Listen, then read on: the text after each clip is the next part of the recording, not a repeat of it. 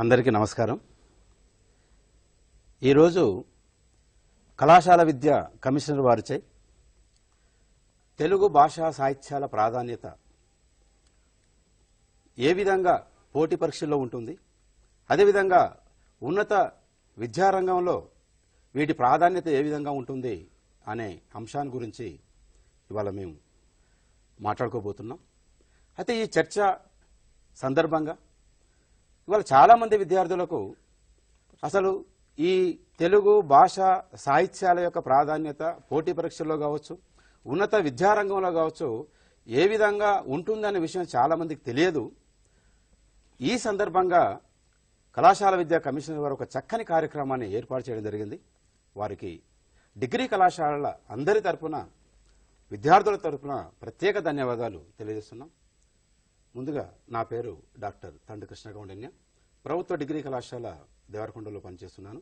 అదేవిధంగా మిత్రులు లక్ష్మీ నరసింహ గారు మంచిర్యాల ప్రభుత్వ డిగ్రీ కళాశాలలో సహాయ ఆచార్యులుగా పనిచేస్తున్నారు.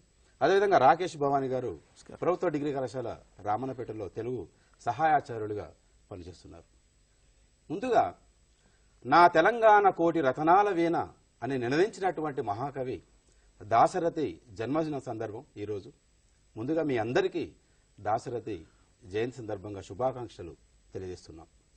అయితే ఇవాళ డిగ్రీ చదువుతున్నటువంటి విద్యార్థులు ఎవరైతే ఉన్నారో, బిఏ, బిఎస్సి, బీకామ్ లాంటి డిగ్రీ చదువుతున్నటువంటి విద్యార్థులు ఇవాళ సెకండ్ లాంగ్వేజ్గా తెలుగును అధ్యయనం చేస్తున్నారు. తెలుగుతో పాటు కొంతమంది హిందీని, మరికొంతమంది ఉర్దూను కూడా ద్వితీయ భాషగా అధ్యయనం చేస్తున్నటువంటి సందర్భం ఇది. అయితే చాలామంది విద్యార్థులు ఏమనుకుంటారంటే, సెకండ్ లాంగ్వేజ్గా అంటే ద్వితీయ భాషగా తెలుగు సాహిత్యాన్ని అధ్యయనం చేస్తున్నాం కాబట్టి ఉన్నత విద్యలో కావచ్చు, అసలు పోటీ పరీక్షల్లో కావచ్చు మాకు ఎలాంటి అవకాశము ఉండదేమో అనేటువంటి ఒక భావన కలిగి ఉంటున్నారు. కానీ ఇది సరైనటువంటిది కాదు. డిగ్రీలో ద్వితీయ భాషగా తెలుగును చదువుతున్నటువంటి విద్యార్థులు కూడా పీజీ పోటీ పరీక్షల్లో ఎంఏ తెలుగు ప్రవేశ పరీక్ష రాసి ఎంఏ తెలుగు చేసుకోవచ్చు. అదేవిధంగా ఎంఏ తెలుగు పూర్తి అయిన తర్వాత ఎంఫిల్, పిహెచ్డి లాంటి పరిశోధన సంబంధమైనటువంటి డిగ్రీలు కూడా, పరిశోధన డిగ్రీలు కూడా చేసే అవకాశం ఉంటుంది. ఎంఏ తెలుగు పూర్తి చేసినటువంటి విద్యార్థులకు పోటీ పరీక్షలైనటువంటి జూనియర్ లెక్చరర్ కావచ్చు, డిగ్రీ లెక్చరర్ ఉద్యోగాలకు సంబంధించినటువంటి పోటీ పరీక్షలు కూడా రాసుకునే అవకాశం ఉంటుంది. అంతేకాదు, డిగ్రీ సెకండ్ లాంగ్వేజ్గా తెలుగును ఎవరైతే అధ్యయనం చేశారో, అంటే తెలుగు ఐచ్ఛిక సబ్జెక్టు కాకుండా ఎవరైతే డిగ్రీ సెకండ్ లాంగ్వేజ్గా తెలుగును అధ్యయనం చేశారో అందులో 50% మార్కులతో ఉత్తీర్ణత పొందినటువంటి ప్రతి విద్యార్థి ఎంఏ తెలుగు ఎంట్రన్స్ రాసుకోవడానికి అవకాశం ఉంది. అంటే ఎంఏ తెలుగు చదవడానికి అవకాశం ఉంది. కాబట్టి ఎంఏ ప్రవేశ పరీక్షలో వారు అందులో మంచి మార్కులు సాధిస్తే ఇవాళ సుప్రసిద్ధమైనటువంటి ఉస్మానియా విశ్వవిద్యాలయం కావచ్చు, కాకతీయ విశ్వవిద్యాలయం కావచ్చు, అలాంటి విశ్వవిద్యాలయాల్లో పీజీ తెలుగు చేసే అవకాశం ఉంది.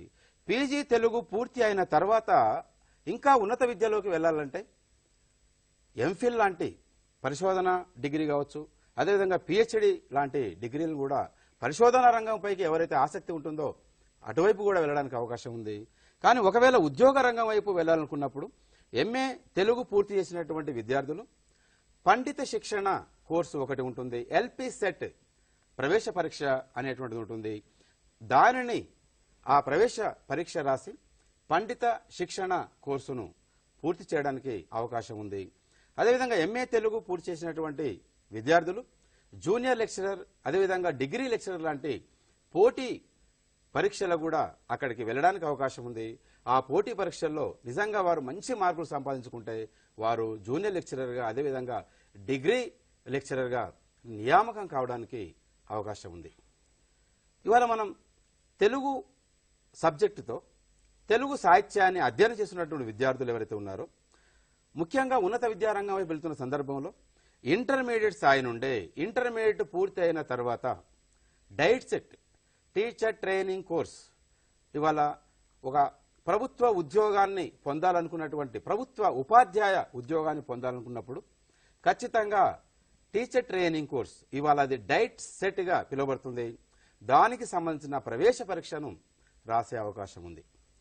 అయితే అందులో తెలుగు భాషా సాహిత్యాలకు 20% మార్కుల్ని కేటాయించడం జరిగింది. అంటే మొత్తం 100 మార్కుల ప్రశ్నాపత్రంలో 20% మార్కులను తెలుగు భాషా సాహిత్యాలకే కేటాయించడం జరిగిందంటే తెలుగు భాషా సాహిత్యాలకు ఉన్న ప్రాధాన్యత ఎలాంటిదో మీరు గుర్తుంచుకోవచ్చు. కాబట్టి ఇంటర్మీడియట్ తర్వాత డైట్ సెట్ ప్రవేశ పరీక్ష రాసి అక్కడ నుండి అందులో మంచి మార్కులు పొందిన వారు టీటీసీలో ప్రవేశం పొంది టీటీసీ 2 సంవత్సరాలు పూర్తి చేసి ఆ తర్వాత వారు టెట్ అనేటువంటి ప్రవేశ పరీక్షను మిత్రులు వాటి గురించి తెలియజేస్తారు. నేను ఉన్నత విద్యా రంగం వైపుకు అంటే తెలుగు భాషా సాహిత్యాలు అధ్యయనం చేసేటువంటి వారు ఉన్నత విద్యారంగం వైపుకు వెళ్లే అవకాశాల గురించి ఇవాళ ప్రధానంగా నేను చెప్పదలుచుకున్నాను. కాబట్టి డైట్ సెట్, ఆ తర్వాత డిగ్రీ అయిపోయిన తర్వాత డిగ్రీ ఆప్షనల్ సబ్జెక్టు తెలుగు తీసుకున్న వారితో పాటు సెకండ్ లాంగ్వేజ్ తెలుగు ఎవరైతే అధ్యయనం చేశారో వారు కూడా 50% మార్కులతో ఉత్తీర్ణులైన వారు ఖచ్చితంగా ఎంఏ తెలుగు రాసుకోవడానికి అవకాశం ఉంది. ఎంఏ తెలుగు చేసిన తర్వాత ఎంఫిల్ పిహెచ్డి లాంటి ఉన్నత విద్యా కోర్సులను కూడా చేసే అవకాశం ఉంది. అదేవిధంగా ఎంఏ తెలుగు పూర్తయిన తర్వాత ఎల్పి సెట్ అంటే లాంగ్వేజ్ పండిట్ కోర్సు కావచ్చు, డిగ్రీ నుండి బిఎడ్ లాంటి కోర్సులు కూడా, బిఈడీలో కూడా మళ్ళీ తెలుగు మెథడ్ అనేది ఉంటుంది. తెలుగు బోధనా పద్ధతులు అనేటువంటి ఆ అంశాన్ని తీసుకున్నప్పుడు ఎవరైతే MA Telugu B Ed Telugu method తీసుకుంటారో వారు పండిత శిక్షణ కోర్సు చేసుకోవడానికి అర్హులు. అదేవిధంగా ఎంఏ తెలుగు పూర్తయిన వారు పండిత శిక్షణ కోర్సు చేసుకోవచ్చు. తద్వారా గ్రేడ్ 2 పండిట్, గ్రేడ్ 1 పండిట్ ఈ 2 ఉద్యోగాలు కూడా వీరు అర్హులవుతారు.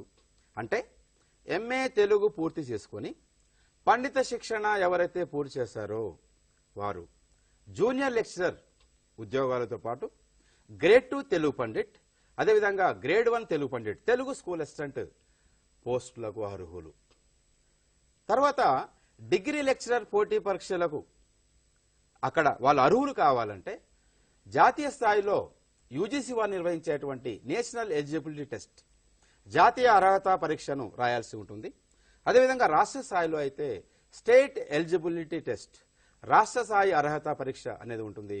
ఈ నెట్ స్టేట్లలో అంటే జాతీయ అర్హత పరీక్ష, అదేవిధంగా రాష్ట్ర స్థాయి అర్హత పరీక్షల్లో ఎవరైతే అర్హత సాధిస్తారో వారు డిగ్రీ లెక్చరర్ ఉద్యోగాలు కూడా అర్హులవుతారు.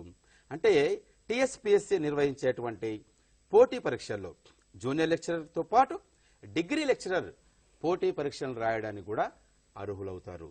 ఈ విధంగా తెలుగు సాహిత్యాన్ని ఎవరైతే బాగా ప్రేమిస్తారో, ఎవరైతే బాగా అభిమానిస్తారో, అయ్యో మేము డిగ్రీలో ఆప్షనల్ సబ్జెక్ట్ తెలుగు కాదు కదా మాది, మాకు ఎంఏ తెలుగు చేసే అవకాశం లేదు కదా అనేటువంటి భావన చాలా మందికి ఉంటుంది. కొంతమంది బాధపడుతుంటారు. కానీ అలాంటి అపోహ అనేది, అలాంటి ఆ భావన అనేది ఏ విద్యార్థి కూడా ఉండకూడదు. 50% మార్కులతో ఉత్తీర్ణత సాధిస్తే ఎంఏ తెలుగు చేసుకోవచ్చు. ఉదాహరణకు నేను బీకాం విద్యార్థిని. చాలామంది అంటే ఎంకామ్ చేసుకోవచ్చు అని చాలామంది చెప్తారు. కానీ నాకు తెలుగు సాహిత్యంపై ఉన్నటువంటి ఆసక్తితో నేను ఎంఏ తెలుగు ప్రవేశ పరీక్ష రాశాను, ఎంఏ చేశాను. ఆ తర్వాత ఎంఫిల్ పిహెచ్డి లాంటి డిగ్రీలు కూడా నేను పొందడం జరిగింది. కాబట్టి ఏ విద్యార్థి అయినా సరే తెలుగు భాషా సాహిత్యాల పట్ల మక్కువ ఉంటే తప్పనిసరిగా డిగ్రీ సెకండ్ లాంగ్వేజ్ తెలుగుతో మీరు ఎంఏ తెలుగు ప్రవేశ పరీక్ష రాసి మీరు ఎంఏ తెలుగు చేసుకోవడానికి అవకాశం ఉంది. కాబట్టి ఇలా ఇవాళ సివిల్ సర్వీస్ లాంటి పోటీ పరీక్షలు కావచ్చు, ఒక కానిస్టేబుల్ పోటీ పరీక్ష నుండి సివిల్ సర్వీస్ లాంటి పోటీ పరీక్షల్లో కూడా తెలుగు భాషా సాహిత్యాల ప్రాధాన్యత ఎంతగానో ఉంది. ఒకప్పుడు ఈ సమైక్య పాలనలో ముఖ్యంగా తెలుగు సాహిత్యం అంటే తెలంగాణ కవులకు రచయితలకు అంత ప్రాధాన్యతగా లేకపోయినప్పటికీ కూడా పూర్తిగా తెలుగు సాహిత్యం ఆంధ్ర ప్రాంతానికి చెందినటువంటి కవులు రచయితలకు ఎక్కువ ప్రాధాన్యతనిస్తూ తెలంగాణ సాహిత్యానికి అంటే తెలంగాణ సంస్కృతికి తక్కువ ప్రాధాన్యతనిస్తూ మరి పోటీ పరీక్షలు నిర్వహించడం అనేది జరిగింది. అదేవిధంగా పాఠ్య పుస్తకాల్లో కూడా తెలుగు సాహిత్యం కావచ్చు, తెలుగు సంస్కృతి కావచ్చు, అవి నిరాదరణకు గురైన సందర్భం. ఇవాళ తెలంగాణ రాష్ట్రం వచ్చింది. తెలంగాణ రాష్ట్రం వచ్చిన సందర్భంగా ఖచ్చితంగా ఇవాళ పోటీ పరీక్షలకు ప్రిపేర్ అయ్యే ప్రతి అభ్యర్థి కూడా తెలంగాణ సాహిత్యం కోణంలో అంటే తెలుగు సాహిత్యాన్ని అధ్యయనం చేయొద్దని కాదు. ఇవాళ ఏ ఉన్నత విద్యారంగానికి సంబంధించినటువంటి ఎంఏ తెలుగు ప్రవేశ పరీక్ష కావచ్చు, అదేవిధంగా ఎల్పీ సెట్ ప్రవేశ పరీక్ష కావచ్చు, డైట్ సెట్ ప్రవేశ పరీక్ష కావచ్చు, పాఠ్య పుస్తక సంబంధమైనటువంటి పరిజ్ఞానంతో పాటు ఇతర సంబంధమైనటువంటి అంటే భాష సాహిత్యాలకు సంబంధించినటువంటి పరిజ్ఞానాన్ని కూడా అలవర్చుకోవాలి. అంటే నన్నయ్య నుండి పాలకురికి సోమనాథుని కాలం నుండి ఇప్పటి వరకు ఉన్నటువంటి తెలుగు సాహిత్యాన్ని పూర్తిగా అధ్యయనం చేస్తూ, అదేవిధంగా తెలంగాణ ప్రాంతంలో వచ్చినటువంటి సాహిత్యాన్ని, తెలంగాణ సంస్కృతిని కూడా బాగా అధ్యయనం చేసినప్పుడు మాత్రమే, వాటి పట్ల అవగాహన కలిగి ఉన్నప్పుడు మాత్రమే పోటీ పరీక్షల్లో విజేతలుగా రాణించడానికి అవకాశం ఉంటుంది. కాబట్టి ఇవాళ డైట్ సెట్ కావచ్చు, ఎల్పీ సెట్ కావచ్చు, ఎంఏ తెలుగు, ఎంఫిల్, పిహెచ్డి లాంటి ఏ ఉన్నత విద్యారంగానికి సంబంధించినటువంటి డిగ్రీ కోర్సు, పీజీ కోర్సుకు సంబంధించిన పోటీ పరీక్షలు కావచ్చు, కానిస్టేబుల్ నుండి కలెక్టర్ వరకు, ఐఏఎస్ ఆఫీసర్ వరకు, సివిల్ సర్వీస్ లాంటి పోటీ పరీక్షల్లో అక్కడ అడిగేటువంటి ప్రశ్నలన్నీ కూడా తెలుగు భాష, తెలుగు సాహిత్యం, ఇవాళ తెలంగాణ రాష్ట్రం ఏర్పడింది కాబట్టి తెలంగాణ సాహిత్యం, తెలంగాణ సంస్కృతిని వీటిని అవపోసన పడుతూ సమగ్రంగా అవగాహన చేసుకోవాల్సిన అవసరం ఎంతైనా ఉంది. ఇకపోతే ఈ తెలుగు భాష సాహిత్యాలు ఈ రెండు కూడా పోటీ పరీక్షలైనటువంటి, ఇంతకుముందే నేను చెప్పాను, కానిస్టేబుల్ పోటీ పరీక్ష నుండి ఐఏఎస్ లాంటి పోటీ పరీక్షల వరకు అన్నింటిలో కూడా తెలుగు భాషా సాహిత్యాల యొక్క ప్రాధాన్యత ఉంది అని. అయితే ముఖ్యంగా ఒక కానిస్టేబుల్ లాంటి పోటీ పరీక్ష కావచ్చు, గ్రూప్స్ లాంటి పోటీ పరీక్షలు కావచ్చు, ఇలాంటి పోటీ పరీక్షల్లో తెలుగు సాహిత్యానికి సంబంధించినటువంటి అంశాలు కావచ్చు, తెలుగు భాషకు సంబంధించినటువంటి అంశాలు కావచ్చు, తెలంగాణ సంస్కృతికి సంబంధించిన అంశాల గురించి కావచ్చు, ఇవి ఏ విధంగా వచ్చే అవకాశం ఉంది, ఈ అంశాలను గురించి మిత్రులు రాకేష్ భవన్ గారు మీకు తెలియజేస్తారు. డిగ్రీ అయిపోయిన అనంతరం ప్రతి ఒక్క విద్యార్థి కూడా ఈ పోటీ పరీక్షలకు సన్నద్ధం అవుదామని చెప్పేసి అనుకుంటూ ఉంటారు. కానీ డిగ్రీ అయిపోయిన తర్వాత కాకుండా డిగ్రీ ప్రథమ సంవత్సరం నుంచే ఈ పోటీ పరీక్షలకు సంబంధించి ప్రిపరేషన్ విధానాన్ని కొనసాగించినట్లయితే డిగ్రీ అయిపోగానే త్వరగా ఉద్యోగం రావడానికి చాలా సులభతరం అవుతుంది. ఈ నేపథ్యంలో నేను groups group 1, group 2, group 3, group 4 మరియు పోలీస్ పరీక్షలైనటువంటి ఎస్ఐ, కానిస్టేబుల్, ఎక్సైజ్ పరీక్షలకు సంబంధించినటువంటి తెలంగాణ రాష్ట్ర పబ్లిక్ సర్వీస్ కమిషన్ రూపొందించినటువంటి సిలబస్ ఇటీవలే దానికి సంబంధించినటువంటి అంశాలను నేను విద్యార్థులకు తెలియజేయడానికి ప్రయత్నం చేస్తాను. ముందుగా ఏ పోటీ పరీక్షలోనైనా విద్యార్థులు విజయం సాధించాలంటే ముందుగా సిలబస్ పై పట్టు సాధించడం చాలా తప్పనిసరి. సిలబస్ లో ఉన్నటువంటి అంశాలన్నింటినీ విద్యార్థి చాలా క్షుణ్ణంగా చదవడం తప్పనిసరి. ఇక సిలబస్ ను పరిశీలించినట్లయితే తెలంగాణ సమాజం, సంస్కృతి, వారసత్వం, కళలు మరియు సాహిత్యంగా ఈ తెలంగాణ పబ్లిక్ సర్వీస్ కమిషన్ వారు నిర్దేశించడం జరిగింది. అయితే ఇందులో భాగంగా ముందుగా సంస్కృతిని మనము నిర్వచించినట్లయితే సంస్కృతి అంటే సంస్కరించబడినది అని అర్థము. అంటే అవ్యవస్థీకృత సమాజం నుంచి వ్యవస్థీకృత సమాజం వైపు మనము పయనించడం అని అర్థము. ఇందులో భాగంగా పండుగలను మనము చూసినట్లయితే పండుగల్లో ప్రధానంగా బతుకమ్మ, బోనాలు, మొహర్రము, ఉర్సు, తీజు, సేవాలాల్ జయంతి, దసరా, దీపావళి, ఉగాది, శ్రీరామనవమి, వినాయక చవితి మొదలైన పండుగలు కూడా మనం తీసుకోవడం జరుగుతుంది. అయితే అభ్యర్థులు ఇక్కడ పండుగలను చదివేటప్పుడు ఏ విధంగా చదవాలనేది మనకు ప్రధానము. అభ్యర్థులు పండుగలను చదివేటప్పుడు ఏ పండుగ ఏ నెలలో వస్తుంది సందర్భానుసారం ఒక పట్టిక రూపంలో రాసుకొని అభ్యర్థులు చదివితే చాలా సులభతరం అవుతుంది. ఇక పరీక్షల్లో ఏ విధంగా అడుగుతారని ఒక మాదిరి ప్రశ్న తీసుకున్నట్లయితే నాట్లు వేసే సమయంలో పెళ్లి కాని బంజారా యువతులు జరుపుకునేటువంటి పండుగ ఏమిటి అని అడిగినప్పుడు అది తీజ్ పండుగ అని మనము చెప్పవచ్చు. అదేవిధంగా సదర్ పండుగను ఏ కులస్తులు జరుపుకుంటారని అడిగినప్పుడు యాదవ కులస్తులు దున్నపోతును అందంగా అలంకరించి దాని కాలికి గజ్జలు కట్టి పండుగను చేయడం జరుగుతుంది. ఇటీవల కాలంలో మనకు అలాయ్ బలాయ్ సంస్కృతి కూడా పండుగల్లో భాగంగానే మనము జరుపుకుంటున్నాం కాబట్టి దసరా తర్వాత జరుపుకునేటువంటి పండుగ. ఈ విధంగా పండుగలను కోణంలో అభ్యర్థులు చదవాల్సి ఉంటుంది. ఇక జాతరలను చూసినట్లయితే మేడారం జాతర, నాగోబా జాతర, గొల్లగట్టు జాతర, కొండగట్టు జాతర, సిద్దులగుట్టు జాతర, ఏడుపాయలు, కొమరవెల్లి, మేలేచెరు మొదలైన జాతరలను మనం తీసుకోవడం జరుగుతుంది. అయితే జాతరలను ఏ విధంగా చదవాలని అని మనము చెప్పవలసి వచ్చినప్పుడు జాతరలను ప్రధానంగా జాతరలను ప్రదర్శించేటప్పుడు అక్కడ వారు ఉపయోగించేటువంటి వాయిద్యాలు ఏమిటి అని, ఆ తర్వాత వారు ఏ ఆరాధ్య దైవాన్ని తలుచుకొని వారు జాతరలను జరుపుకుంటారు, ఆ జాతరలకు సంబంధించినటువంటి నేపథ్యం తదితర అంశాలన్నింటి కూడా అభ్యర్థులు చదవాల్సినటువంటి అవసరం ఉంటుంది. అయితే మాదిరి ప్రశ్నలు గమనించినట్లయితే తెలంగాణ కుంభమేళ అని ఏ జాతరను పేర్కొంటారని అడిగినప్పుడు మేడారం జాతరను పేర్కొనవచ్చు. అదేవిధంగా ఒక నాగుపామును దేవతగా ఏ జాతరను జరుపుకుంటారని చెప్పినప్పుడు నాగోబా జాతరగా తీసుకుంటారు. ఇక ఆహార సంస్కృతిని తీసుకున్నట్లయితే మనము ఇటీవల ఏపీపీఎస్సీ టీఎస్పీఎస్సీ ప్రశ్నల్లో ఎక్కువగా ప్రశ్నలు అడగడం జరుగుతున్నది. సకినాల తయారీలో బియ్యంతో పాటు దేనిని కలుపుతారని అడుగుతున్నారు. కాబట్టి సకినాల తయారీలో బియ్యంతో పాటు నువ్వులు, ఇటువంటి ఆహార సంస్కృతిని కూడా అభ్యర్థులు తెలుసుకోవాల్సిన అవసరం ఉంది. అదేవిధంగా మలీదా అంటే రొట్టె మరియు బెల్లాన్ని కలిపి మనం ఆహారంగా తీసుకున్నటువంటి తెలంగాణ సంస్కృతి, ప్రత్యేక సంస్కృతిని ఇటువంటి సంబంధించినటువంటి ప్రశ్నలు అడుగుతున్నారు. కాబట్టి అభ్యర్థులు ఈ విషయంలో దృష్టిని కేంద్రీకరిస్తే చాలా మంచిది. ఇక కళారూపాల పరంగా చూసినట్లయితే కళారూపాల్లో ప్రధానంగా మనకు ఒగ్గు కథ కావచ్చు, యక్షగానము, గంగిరెద్దులాట, తోలుబొమ్మలాట, కప్పతల్లి, శారదకాండ్రు, జంగం కథలు, భవనీయుల కథలు మొదలైన అనేక కళారూపాలను మనం తీసుకోవచ్చు. నిజంగా తెలంగాణ సంస్కృతిని సజీవంగా నిలిపేవి ఈ కళారూపాలు. కాబట్టి ఈ కళారూపాలను అభ్యర్థులు చదివేటప్పుడు ప్రధానంగా ఏ కళారూపాన్ని ప్రదర్శించేవారు, వారి యొక్క పోషక కులం ఏమిటి, వారు వాయించేటువంటి వాయిద్యం పేరేమిటి, ఆ తర్వాత ఆ కళారూపాలకు సంబంధించినటువంటి అంశాలన్నింటి కూడా అభ్యర్థులు చదవాల్సిన అవసరం ఉంటుంది. ఇక మాదిరి ప్రశ్నను తీసుకున్నట్లయితే జమిడిక అనే వాయిద్యాన్ని ప్రదర్శించేటువంటి కళాకారులు ఎవరని అడిగినప్పుడు తెలంగాణలో బైండ్ల వారుగా మరియు జముకుల వారిగా, పంబాల వారిగా చెప్పబడేటువంటి గ్రామదేవతల పూజలు చేస్తారు. వారు జమిడిక అనే వాయిద్యాన్ని వాళ్ళు ప్రదర్శిస్తారు. అదేవిధంగా విశ్వబ్రాహ్మణులను ఆశ్రయించి ఎవరు కథలు చెప్తారంటే రుంజవారని తీసుకోవడం జరుగుతుంది. ఇక వారసత్వ సంపద విషయంలోకి వచ్చినట్లయితే మనము వారసత్వ కట్టడాలు, కోటలను ఇందులో తీసుకోవడం జరుగుతుంది. చార్మినారు, గోల్కొండ, గద్వాల కోట, భువనగిరి కోట, రాచకొండ కోట మొదలైనటువంటి వారసత్వ కట్టడాలను కూడా మనము చదవాల్సినటువంటి అవసరం ఉంటుంది.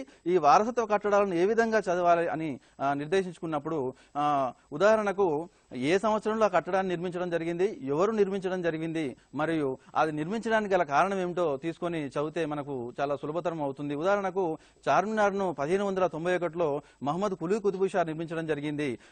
ప్లేగు వ్యాధి నిర్మూలనకు సంకేతంగా దీన్ని చార్మినార్ నిర్మించడం జరిగింది. ఈ విధంగా ఈ సంస్కృతిలో భాగంగా వీటన్నిటిని చదవడం అభ్యర్థులకు తప్పనిసరి. ఇక సాహిత్య విషయానికి వచ్చినట్లయితే తెలంగాణ సాహిత్యాన్ని ప్రాచీన సాహిత్యం మరియు ఆధునిక సాహిత్యం రెండు కోణాల్లో కూడా వివరించడానికి ప్రయత్నం చేస్తాను. ఇక ఈ రెండు సాహిత్యాల్లో కూడా ప్రధానంగా మనకు ఇటీవల పరీక్షా పత్రాల్లో వచ్చినటువంటి మనం సిలబస్ను గట్టిగా పరిశీలించినట్లయితే సినిమాలు, తెలంగాణ నేపథ్యంలో వచ్చినటువంటి సినిమాలు ప్రధానంగా మనకు కీలక పాత్ర పోషిస్తాయి. అదేవిధంగా డాక్యుమెంటరీలు, లఘు చిత్రాలు, ఇవన్నీ కూడా తెలంగాణ నేపథ్యంలో వచ్చినటువంటి ఏవైతే ఉన్నాయో మా భూమి నుంచి మొదలుకొని వీర తెలంగాణ, పోరు తెలంగాణ, దాసి మొదలైనటువంటి అనేక తెలంగాణ నేపథ్యంతో కూడినటువంటి చిత్రాలకు సంబంధించినటువంటి విషయాలను అభ్యర్థులు సేకరించుకోవాలి. అదేవిధంగా ప్రముఖుల నినాదాలు అనేది తప్పనిసరి. ఈరోజు కృష్ణకౌండిరి గారు చెప్పినట్లు ఈరోజు దాశరథి కృష్ణమాచార్యులు గారి జయంతి సందర్భంగా మా నిజాం రాజు జన్మాల బూజు అని నినదించినటువంటి వ్యక్తి ఎవరని అడగవచ్చు. ఆ తర్వాత ఒకే ఒక్క సిరాచుక్క 1,00,000 మెతలకు కదలిక అని చెప్పేసి అదేవిధంగా ఇతర ప్రముఖుల నినాదాలు కూడా అడగడానికి ఆస్కారం ఉన్నది. ఆ తర్వాత ఇక మనకు పాటలు, రచయితలు తెలంగాణ ఉద్యమంలో కీలక పాత్ర పోషించినటువంటి పాటలు కాబట్టి ఈ పాటలు ఏ పాటను ఎవరు రచించారో దానికి సంబంధించినటువంటి పల్లెటూరి పిల్లగాడ పసులు కాసే మునగాడ కావచ్చు, జోహారులు జోహారులు అమరులకు జోహారు అని చెప్పి ఆ పాట కావచ్చు, ఆ తర్వాత గారడి చేస్తుండ్రు గడబిడి చేస్తుండ్రు అని కేసీఆర్ గారు వాసు గారు రాసినటువంటి పాట కావచ్చు, మొదలైనటువంటి పాటలకు సంబంధించినటువంటి సమాచారాన్ని అభ్యర్థులు సేకరించుకోవాలి. ఇక అవార్డుల పరంగా తెలంగాణ వ్యక్తులను కూడా తీసుకోవాలి. అంటే ఇటీవల జరిగినటువంటి ఒక ప్రశ్నపత్రంలో వాళ్ళు ఒక ప్రశ్నను అడగడం జరిగింది. ఆ ప్రశ్న ఏమిటంటే తెలంగాణ నుంచి కేంద్ర సాహిత్య అకాడమీ ఫెలోషిప్ పొందినటువంటి వ్యక్తి ఎవరంటే ఇటీవలే మరణించినటువంటి స్వర్గీయులు డాక్టర్ సినారే గారని చెప్పవచ్చు. అదేవిధంగా తెలంగాణ నుంచి జాతీయ స్థాయిలో సినీ గేయానికి గాను బహుమతి సాధించినటువంటి వ్యక్తి ఎవరనంటే సుద్దాల అశోక్ తేజ గారు కావచ్చు. ఇటువంటి అంశాలను తెలంగాణకు సంబంధించినటువంటి అంశాలను అభ్యర్థులు సేకరించుకొని చదివితే పరీక్షల్లో మంచి మార్కులు సాధించడానికి అవకాశం ఉంటుంది. అదేవిధంగా సభలు సంస్థలు ఆంధ్ర సారస్వత పరిషత్ కావచ్చు, ఆ తర్వాత సాహితీ మేకల కావచ్చు, శ్రీకృష్ణ దేవరాయ భాషాంధ్ర నిలయం కావచ్చు, మొదలైనటువంటి అనేక సంస్థలు ఏ సంవత్సరంలో ప్రారంభించారు, వీటికి సంబంధించినటువంటి సమగ్ర సమాచారాన్ని అభ్యర్థులు సేకరించుకోవాలి. ఇక ఒక కవిని తీసుకొని ఆ కవికి సంబంధించినటువంటి సమగ్ర విశేషాలను కూడా అభ్యర్థులు తీసుకోవాలి. ఇక చిట్ట చివరిగా ఏ పోటీ పరీక్షల్లోనైనా కానీ సమకాలీన అంశాలు అనే ఒక అంశం తీసుకుని అడగడం జరుగుతుంది. కాబట్టి నేను సమకాలీన అంశాల పరంగా చూసినట్లయితే ఈ రోజే డాక్టర్ ఎన్ గోపి గారు ఈ రోజు దాశరథి కృష్ణమాచార్యుల అవార్డును తీసుకోవడం జరుగుతుంది. కాబట్టి సమకాలీన అంశాలకు సంబంధించి మొట్టమొదటిసారిగా దాశరథి కృష్ణమాచార్యుల అవార్డు ఎవరు తీసుకున్నారు అడిగినప్పుడు మనం తిరుమల శ్రీనివాసాచార్య గారి పేరు చెప్పవచ్చును. ఆ తర్వాత రెండో వ్యక్తి జే బాపురెడ్డి గారి పేరు చెప్పవచ్చు. ఆ తర్వాత ఈ రోజు డాక్టర్ ఎన్ గోపి గారు అందుకుంటున్నారు. కాబట్టి ఇతర పురస్కారాలు కూడా తెలంగాణ సాహిత్యానికి సంబంధించినటువంటి అభ్యర్థులు సమకాలీన అంశాలకు సంబంధించి అభ్యర్థులు తీసుకోవడానికి అవకాశం ఉంటుంది. ఇక చిట్ట చివరిలో ఏ పోటీ పరీక్ష రాసినా అభ్యర్థులు ప్రధానంగా చదవాల్సినటువంటి అంశాలు ఏంటంటే ఉపయుక్త గ్రంథాలు, అంటే రిఫరెన్స్ పుస్తకాలు. ఏ రిఫరెన్స్ పుస్తకం ఏ చదివితే ఒక మంచి విజయాన్ని కూడా నిర్దేశించేటి ఒక చక్కటి రిఫరెన్స్ పుస్తకం అవుతుంది. కాబట్టి ఈ తెలంగాణ సాహిత్యానికి సంబంధించి గ్రూప్స్ మరియు ఈ ఎక్సైజ్ కానిస్టేబుల్ మరియు ఎస్ఐ తర్వాత ఇటువంటి పోటీ పరీక్షలకు అన్నిటికి సంబంధించి ప్రధానంగా తెలంగాణ సాహిత్యానికి సంబంధించి సుంకిరెడ్డి గారు రాసినటువంటి ముంగిలి తెలంగాణ సాహిత్య చరిత్ర గ్రంథాన్ని, అదేవిధంగా సురవరం ప్రతాప్ రెడ్డి గారు రాసినటువంటి గ్రంథాలను, అదేవిధంగా ముదిగంటి సుజాత రెడ్డి గారు రాసినటువంటి గ్రంథాలను, తెలుగు అకాడమీ కూడా ఈ మధ్యన చాలా చక్కటి గ్రంథాలను వేసిన తెలంగాణ సాహిత్య చరిత్రకు సంబంధించి. కాబట్టి తెలంగాణ సాహిత్య చరిత్రకు సంబంధించి తెలుగు అకాడమీ ప్రచురించినటువంటి గ్రంథాలను, ఎస్వి రామారావు కూడా చాలా చక్కటి తెలంగాణ సాహిత్య చరిత్రకు సంబంధించిన గ్రంథాన్ని, ఆ తర్వాత ఇటీవలే శ్రీ లక్ష్మీ నరసింహ కళాశాల వారు జాతీయ సదస్సును నిర్వహించడం జరిగింది. తెలంగాణ జీవితము చిత్రణ అని చెప్పేసి తూర్పు మల్లారెడ్డి గారి అధ్యక్షతన కూడా నిర్వహించడం జరిగింది. కాబట్టి ఈ ఉపయుక్త గ్రంథాలను కూడా అభ్యర్థులు చదివి పోటీ పరీక్షల్లో ఈ అన్నిట్లో కూడా విజయం సాధిస్తారని నేను మనస్ఫూర్తిగా ఆకాంక్షిస్తున్నాను. ధన్యవాదాలు రాకేష్ భవన్ గారికి. ఇవాళ తెలుగు భాషా సాహిత్యాల ప్రాధాన్యత, ముఖ్యంగా ఈ కానిస్టేబుల్ పరీక్ష నుండి మొదలుకొని, అంటే కానిస్టేబుల్ కావచ్చు, గ్రూప్స్ కావచ్చు, ఇలాంటి పోటీ పరీక్షలో అంటే ఏ అంశాల గురించి ఎక్కువగా అడగడం జరుగుతుంది అనే విషయాల గురించి చాలా చక్కగా చెప్పారు. అదేవిధంగా ఇవాళ సివిల్ సర్వీస్ లాంటి పోటీ పరీక్షల్లో టెట్, డిఎస్సితో పాటు సివిల్ సర్వీస్ లాంటి పోటీ పరీక్షల్లో తెలుగు భాషా సాహిత్యాలకు ఏ విధంగా ప్రాధాన్యత ఉంది అనే అంశాలను గురించి మిత్రులు లక్ష్మీ నరసింహ గారు తెలియజేస్తారు. ఈరోజు ఈ డిస్కషన్లో భాగంగా పోటీ పరీక్షలలో తెలుగు సాహిత్యం అనే అంశాన్ని మనం గమనించినట్టయితే ప్రధానంగా ఇదివరకు చెప్పుకున్నాము టెట్, డిఎస్సి, సివిల్ సర్వీసెస్, ఈ 3 అంశాలలో తెలుగుకు ఉన్నటువంటి ప్రాధాన్యత ఏమిటి? నిజానికి టెట్, డిఎస్సి అనేవి మనకు బిఎడ్ పూర్తి చేసిన తర్వాత కావచ్చు, లేదా డిఎడ్ పూర్తి చేసిన తర్వాత కావచ్చు అభ్యర్థి రాయబోయేటటువంటి పరీక్షలండి. రేపు మనకు టెట్ నిర్వహించుకోబోతున్నారు. మరి ఇందుకోసం ప్రిపేర్ అవుతున్నటువంటి అభ్యర్థులు ఏం చూడాలి, తమ ప్రిపరేషన్లో ఏ అంశాల మీద ఎక్కువగా ఫోకస్ చేయాలి అని మనం గమనించినట్టయితే భాషా సంబంధిత అంశాలు ఏవైతే ఉన్నాయో, ముఖ్యంగా ద్విత్వాక్షరాలు కావచ్చు, సంయుక్తాక్షరాలు కావచ్చు, సంశ్లేషాక్షరాలు కావచ్చు, అదేవిధంగా వ్యాకరణ సంబంధిత అంశాలు, సందులు, సమాసాలు, అలంకారాలు, ఇలాంటి అంశాల మీద ఎక్కువ ఫోకస్ చేయాల్సి ఉంటుంది. పదజాలం విషయానికి వస్తేనండి జాతీయాలు, సామెతలు ఈ 2 ఒకటే అనుకుంటారు చాలామంది, లేదా ఈ రెండింటి మధ్య ఉన్నటువంటి తేడా వాళ్ళకి తెలిసి ఉండకపోవచ్చును. ఈ రెండింటి మధ్య ఉన్నటువంటి ప్రాథమిక తేడాను అర్థం చేసుకుంటూ జాతీయాలకు కనుక మనం ఉదాహరణ చూసుకున్నట్టయితే కాకి లెక్కలు, గొడ్డలి పెట్టు, నిమ్మకు నీరెత్తినట్టు అనేవి జాతీయాల కిందికి వస్తాయండి. ఎందుకంటే ఒక జాతికి ప్రత్యేకమైనటువంటి విశిష్ట పదబంధాలను మనము జాతీయాలు అని పేర్కొంటాం.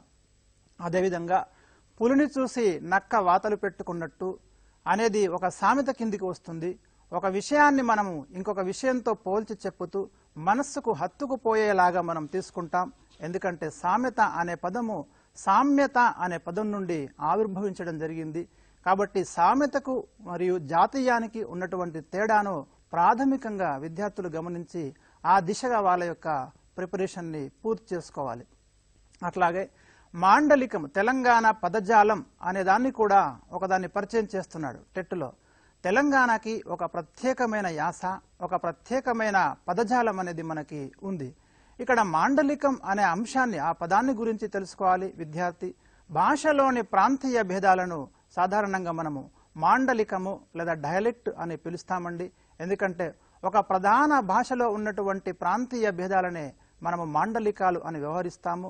ఎందుకంటే ఒకే భాషను మనము ఉత్తరాంధ్రలో ఒక రకంగా మాట్లాడవచ్చు, రాయలసీమలో ఒక రకంగా మాట్లాడవచ్చు, తెలంగాణలో మరో రకంగా మనము మాట్లాడడం అనేది జరుగుతుంది. కాబట్టి మాండలికం అంటే అర్థం తెలుసుకోవాలి. అదేవిధంగా తెలంగాణలో ఉపయోగించేటటువంటి ప్రత్యేకమైన పదజాలం, చాలా పదాలు ఉన్నాయి. పిండోలెన్నెల రాలు చుండగా రచ్చబండపై ఊరే ఊసొని వెనుకటి సుతులు ఎతలు కథలు యాది చేసుకొని బాధలే మరిచిరి, బుక్క నోటిలో పడ్డదంటే నేడు మన పల్లెల్లోన ఒక్కడు బయటికి ఎల్లడా ఎగదరా, ఇది ఏమి చిత్రమో.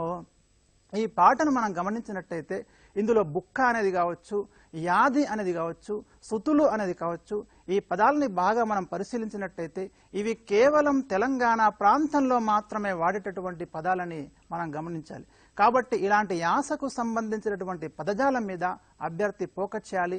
దేన్ని ఏ పేరుతో పిలుస్తున్నాం ప్రత్యేకంగా ఇక్కడ అనే అంశాల మీద ఫోకస్ చేస్తూ తెలంగాణ మాండలికం మీద అభ్యర్థులు పట్టు సాధించాల్సినటువంటి అవసరం ఉంటుందండి. ఇకపోతే రెండో అంశం ఏంటిదంటే సివిల్ సర్వీసెస్. భారతదేశంలోనే అత్యున్నత పరీక్షలైన ఐఏఎస్ కావచ్చు, ఐపీఎస్ కావచ్చు, ఐఎఫ్ఎస్ కావచ్చు, ఇలాంటి పరీక్షలతో పాటు 24 కేటగిరీలకు సంబంధించి ప్రతి సంవత్సరం యూపీఎస్సీ ఒక నోటిఫికేషన్ విడుదల చేస్తుంది. సాధారణంగా విద్యార్థులు ఏమనుకుంటున్నారంటే తెలుగు అనేది సివిల్స్లో ఉందా లేదా, అసలు లేదని అనుకుంటారు ఒక డిగ్రీ స్టూడెంట్. కానీ యూపీఎస్సీ సివిల్స్ ప్యాటర్న్ మీరు గమనించినట్టయితేనండి, తెలుగు భాషకి మెయిన్స్లో 500 మార్కులకి వెయిటేజ్ ఉంది. అక్కడ ఉన్నటువంటి 1750 మార్కులలో 500 మార్కులు మీకు తెలుగుకు వెయిటేజ్ ఉంది. మీరు ఒక ఆప్షనల్గా తెలుగును ఎంచుకొని అందులో ఉన్నటువంటి భాషా సంబంధిత అంశాలు ఉన్నాయి, సాహిత్య సంబంధిత అంశాలు ఉన్నాయి, కావ్య విమర్శకు సంబంధించినటువంటి అంశాలు ఉన్నాయి. ఆ పాఠ్యాంశాలు కొన్ని తీసుకోవడం జరిగింది యూపీఎస్సీ. కాబట్టి ఆ అంశాలకు సంబంధించి అభ్యర్థి డిగ్రీ స్థాయి నుండి తెలుగు మీద మంచి పట్టు సాధించినట్టయితే ఖచ్చితంగా తన మాతృభాష కాబట్టి, మాతృభాషగా తెలుగును అధ్యయనం చేస్తున్నాడు కాబట్టి ఆ అంశాన్ని ఎంచుకుంటే సివిల్ సర్వీసెస్లో కూడా ఒక మంచి ర్యాంకును సాధించడం అనేది విజయవంతంగా అతను చేసుకోవచ్చు. దీనికి ఒక ప్రత్యక్ష ఉదాహరణ ఈ మధ్య కాలంలో రోనంకి గోపాలకృష్ణ. తను తెలుగును ఒక ఆప్షనల్గా ఎంచుకొని భారతదేశంలో జాతీయ స్థాయిలో 3వ ర్యాంకు సాధించడము జరిగిందండి. కాబట్టి మాతృభాషగా తెలుగు ఉన్న వాళ్ళు నిరభ్యంతరంగా తెలుగును ఒక ఆప్షనల్గా ఎంచుకొని ఆ సిలబస్ ప్రకారం గనక సిద్ధమైతే ఖచ్చితంగా ఒక మంచి ర్యాంకును సంపాదించుకోవడానికి వీలవుతుంది. కాబట్టి తెలుగు భాషకి ప్రాధాన్యత లేదు అనే విషయాన్ని పక్కన పెట్టి ఏ రంగమైనా కావచ్చు, మీరు ఎంచుకున్నటువంటి రంగంలో నిష్ణాతులైతే ఆ లాంగ్వేజ్లో, ఆ భాషలో మీరు పట్టు సాధిస్తే ఖచ్చితంగా మీరు ఒక ఐఏఎస్ కావచ్చు, ఐపీఎస్ కావచ్చు, ఒక ఐఎఫ్ఎస్ ఆల్ ఇండియా ఆ సర్వీస్ను మీరు సాధించడానికి ఇక్కడ అవకాశాలు ఉన్నాయి. కాబట్టి ఆ అంశాలను చూసుకుంటూ మీకు డిగ్రీ స్థాయిలోనే పరిచయం చేస్తున్నాడు శకుంతలోపాఖ్యానం, ఇది సివిల్ సర్వీసెస్లో ఉందండి. డిగ్రీ స్థాయిలోనే గుణనిధి కథ ఉంది, ఇది సివిల్ సర్వీసెస్లో ఉందండి. డిగ్రీ స్థాయిలోనే పోతన భక్తి భావాన్ని పరిచయం చేస్తున్నాడు, ఇది సివిల్ సర్వీసెస్లో ఉందండి. కాకపోతే రాసేటటువంటి విధానం కొంచెం తేడా ఉంటుంది తప్పితే మీరు ఎంచుకున్నటువంటి సబ్జెక్ట్ ఏదైతే ఉందో అది మిమ్మల్ని సివిల్స్లోకి తీసుకెళ్తుంది, ఖచ్చితంగా మీకు విజయాన్ని అది అందిస్తుంది.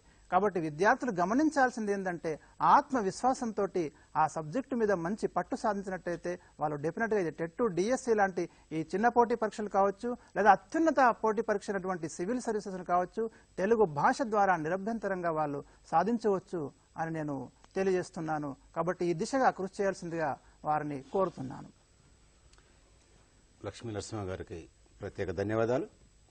తెలుగు భాషా సాహిత్యాల ప్రాధాన్యత టెట్, డిఎస్సీలతో పాటు సివిల్ సర్వీస్ లాంటి పోటీ పరీక్షల్లో ఏ విధంగా ఉందని చాలా చక్కగా చెప్పారు.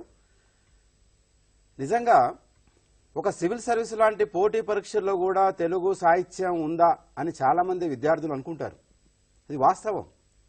కానీ 500 మార్కులకు తెలుగు భాష సాహిత్యాలకు అక్కడ సిలబస్ ఉంది.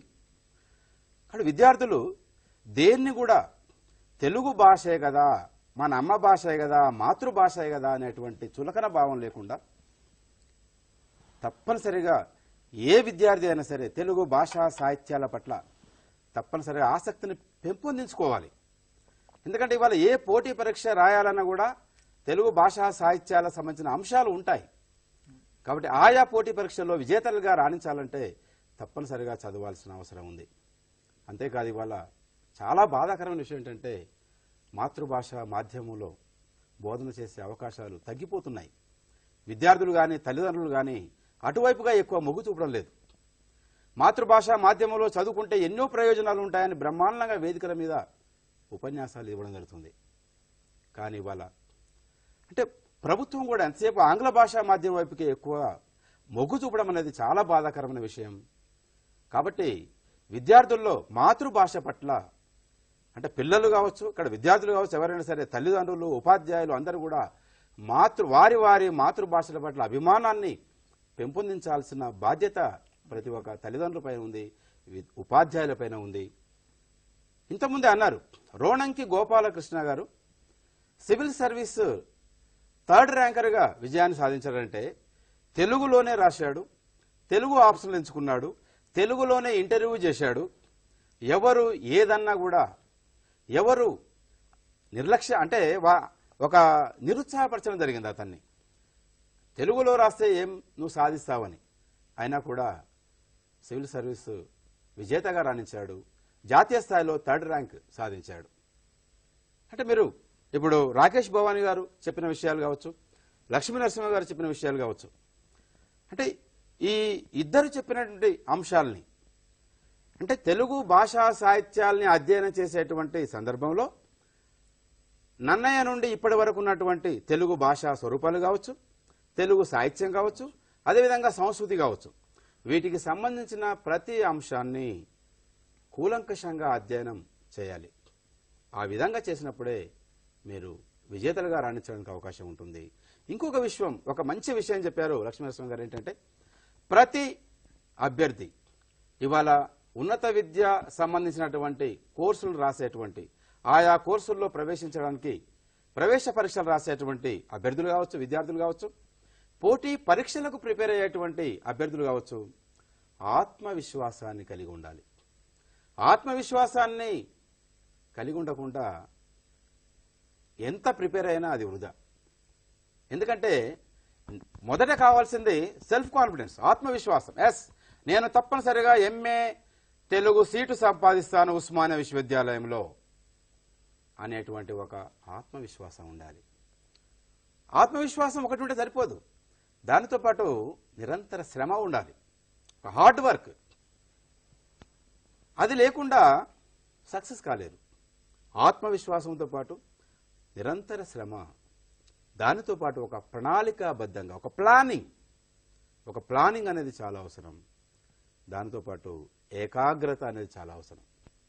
మీరు ఏదైనా కానివ్వండి, ఇవాళ ఏ పోటీ పరీక్ష తీసుకున్నా కూడా ఎన్ని గంటలు చదివిందనేది ముఖ్యం కాదు, ఎంత మనసు పెట్టి మనం చదువుతున్నామనేది ముఖ్యం. కాబట్టి ఏకాగ్రతగా చదవడాన్ని అలవాటు చేసుకోవాలి, అది చాలా అవసరం. ఇంకొకటి సమయపాలన, టైం ఫంక్చువాలిటీ. ఎప్పుడు ఏది చదవాలి ఒక టైం టేబుల్ వేసుకొని దానికి అనుగుణంగా సబ్జెక్టులన్నీ మార్చి చదవడం వల్ల కూడా ఒక విసుగానే తొలగిపోతుంది. ఆయా సబ్జెక్టులని చదవడం పట్ల ఆసక్తి పెంపొందించుకుంటారు. కాబట్టి ఇలా ఆత్మవిశ్వాసంతో పాటు ఒక నిరంతర శ్రమ, ఒక ప్రణాళిక, ఏకాగ్రత, సమయపాలన, ఈ 5 అంశాలను ఎవరైతే నిజ జీవితంలో తూచా తప్పకుండా పాటిస్తారో వారు తప్పనిసరిగా విజయం సాధిస్తారు. మీరు కూడా డిగ్రీ చదువుతున్నటువంటి విద్యార్థులు, ఇవాళ ఆప్షనల్ సబ్జెక్టుగా తెలుగు ఉన్నటువంటి విద్యార్థులే కాకుండా మిగిలిన విద్యార్థులందరూ BA, BSc, BCom చదువుతున్నటువంటి సెకండ్ లాంగ్వేజ్, ద్వితీయ భాషగా తెలుగును అధ్యయనం చేస్తున్నటువంటి విద్యార్థుల్లో ఎవరైనా తెలుగు సాహిత్యం పట్ల మక్కువ కలిగిన వారు ఉంటే మీ కళాశాలలో తెలుగు అధ్యాపకుల యొక్క మార్గదర్శకత్వంలో ఏ విధంగా ప్రిపేర్ అయితే, ఏ విధంగా చదివితే ఎంఏ తెలుగులో మరి సీటు సంపాదించుకోగలం, అదేవిధంగా ఏ పోటీ పరీక్షల్లో మరి ఏ విధంగా ఆయా పోటీ పరీక్షలు ప్రిపేర్ కావడం, వాటికి సన్నద్ధంగా కావడం, ఆ తర్వాత అందులో సక్సెస్ కావడం, విజేతలుగా రాణించడానికి ఎలాంటి అవకాశాలు ఉంటాయనేటువంటి విషయాలను గురించి మీరు మీ తెలుగు అధ్యాపకుల ద్వారా తెలుసుకొని మీరు తప్పనిసరిగా రంగంలో మరి అక్కడ సక్సెస్ కావడానికి అవకాశం ఉంటుందని ఈ సందర్భంగా తెలియజేస్తూ ఇలాంటి ఒక మంచి కార్యక్రమాన్ని నిర్వహించినటువంటి కళాశాల విద్యా కమిషనర్ వారికి ప్రత్యేక ధన్యవాదాలు తెలియజేస్తూ ముగిస్తున్నాం.